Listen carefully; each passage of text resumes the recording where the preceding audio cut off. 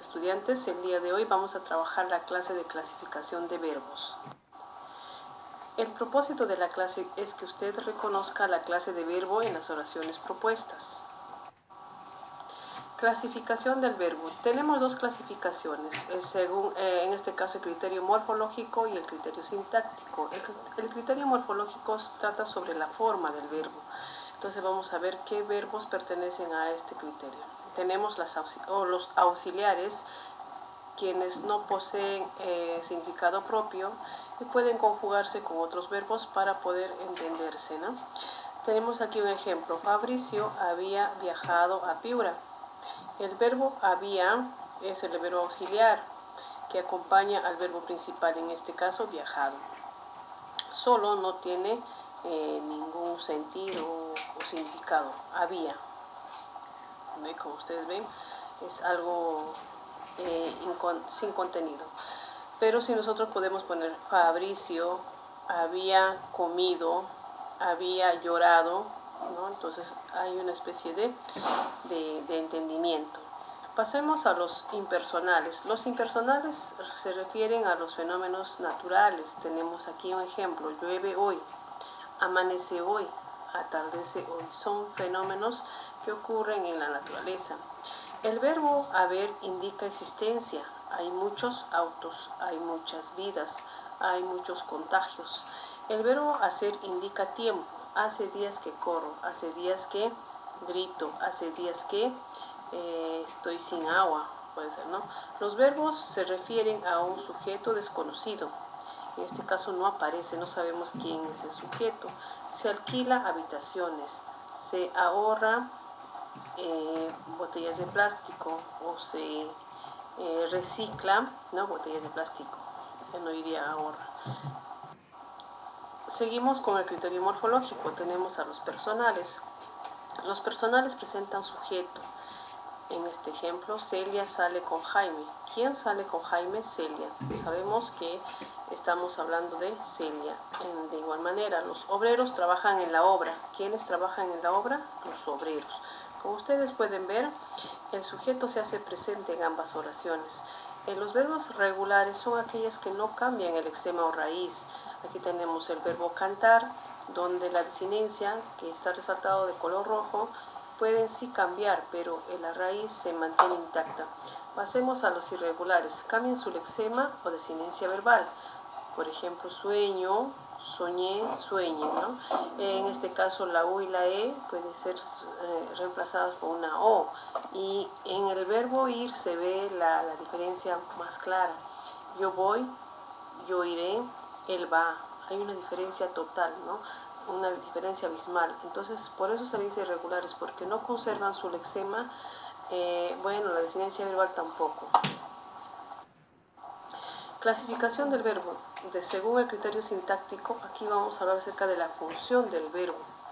En este caso vamos a tener copulativos o atributivos y los no copulativos o predicativos.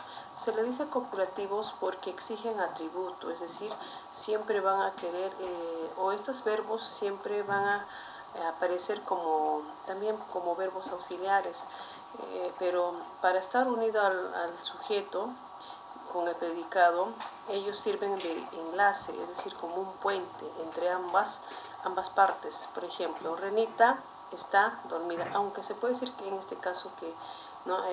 Por ejemplo, estos verbos pueden, de hecho pertenecen al predicado, pero ayudan, ¿no? Al verbo principal, dormida, por ejemplo. Las flores son hermosas. En este caso ayuda a un adjetivo, ¿no? La conexión entre flores y hermosas, en este caso son, ¿verdad? Como que en este caso le atribuye a esas flores de ser hermosas. Pasemos a los no copulativos o predicativos. En este caso, estos de por sí forman un predicado. Por ejemplo, camina, ¿no? Posee un significado pleno. En este caso, camina, podemos decir él camina. Decimos que es en tercera persona y en número singular. Inclusive el género, ¿no? Cuando decimos, o el género puede decidirse, ¿no? Dependiendo de aquí, pero puede ser ella o él, ¿no? Camina, Entonces, camina ya es un verbo de que por sí solo sabemos que alguien está caminando.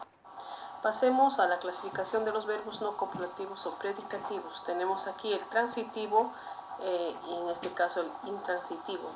El transitivo posee objeto directo, es decir, requiere de un objeto directo para que la acción verbal recae sobre ella. En este caso, por ejemplo, yo digo escribe, ya es el verbo transitivo, pero escribe, ¿qué escribe? No sabemos qué escribe, ¿ya? Por ahí yo le coloco un objeto directo que es, o escribo un objeto directo, un mensaje, entonces ya sé que el objeto directo está diciendo, ¿no?, que es un mensaje. Por ejemplo, puedo utilizar el verbo borrar. ¿Qué borras? Borras la pizarra, el cuaderno, ¿no? Entonces vamos a especificar aquí. Él borra un mensaje de internet, ¿ya? O de su celular, ¿no? Entonces ya sabemos, ¿ves? Pero si solamente digo él borra, ¿no? No sabemos, ¿no? Entonces, para esto es necesario que el transitivo tenga un objeto directo. Ella regaló, ¿qué regaló? Un cuaderno, ¿ves? Entonces podemos regalar flores, caramelos, chocolates, pero ella dice, ella regaló un cuaderno. Pasamos a los intransitivos. No exige objeto directo, la acción no trasciende a otro elemento. En este caso, los intransitivos son las que siempre, ¿no?, un solo verbo puede determinar qué está haciendo, ¿ya? Ejemplos tenemos aquí: enfermar, yo enfermo. Por ejemplo, yo me enfermé, ya sabes que estás enfermo, que tienes algunos síntomas, que tu cuerpo no está bien, ¿no? Él camina, sabes que estás caminando, estás dando unos pasos, ¿no? Eso es un movimiento, muy bien. Entonces aquí tenemos un ejemplo: Juan pasea por el patio, pero yo digo Juan pasea, ya sabemos que está paseando, está tal vez por ahí caminando, ¿no? Pero ya para saber dónde, bueno, acá le aumenté un complemento circunstancial del lugar, donde digo por el patio, ¿ve? Entonces aquí el verbo pasear ya es intransitivo porque se entiende que esa persona está caminando, no está paseando por ahí. Duermes, igual no duermes. Bueno, sabemos que el cuerpo está inconsciente, ha cerrado los ojos, y ahora si yo quiero saber un poquito más, puedo agregarle un circunstancial de cantidad, que digo mucho en la escuela. O sea, él está, de hecho, el cuerpo está descansando, los ojos están cerrados, pero en la escuela, ¿no?, y en cantidades excesivas. Pasemos a los verbos no copulativos o predicativos. Aquí tenemos el reflexivo, el cuasi reflejo y el recíproco. En este caso, el reflexivo habla acerca de la acción realizada, o en este caso por el sujeto, sobre sí mismo. En este caso, estas acciones realizadas van con el cuerpo, relacionadas con el cuerpo, de forma diaria, podría decirse. Raúl se peina todos los días. En este caso, Raúl se peina a sí mismo, porque él agarra el peine, ¿no? Desenreda el cabello y nadie lo ayuda, ¿no? Por eso se dice a sí mismo. Él se baña todas las mañanas. Sabemos que él mismo, ¿no? Es decir, a sí mismo se baña, ¿no? Agarra su jaboncito y soba su cuerpecito. Bueno, entonces sabemos que el verbo reflexivo actúa sobre sí mismo, en la persona, ¿ya?, en su cuerpo. Ahora pasamos al cuasi reflejo. En este caso ya el verbo expresa movimiento, sentimientos y pensamientos. Vamos a ver el movimiento: irse, ¿no? ¿Quieres irte? Ahí está, ¿no? Jesús se levantó, ¿no? El cuerpo está levantándose. Entonces, pero cuando expresa movimiento, mayormente ya no puede ser reflexivo, ¿ya? Expresan sentimientos tampoco. Entonces aquí dice: se alegraron por tu carta, ¿ve? Entonces aquí tenemos algunos ejemplos de sentimientos: sentirse, alegrarse.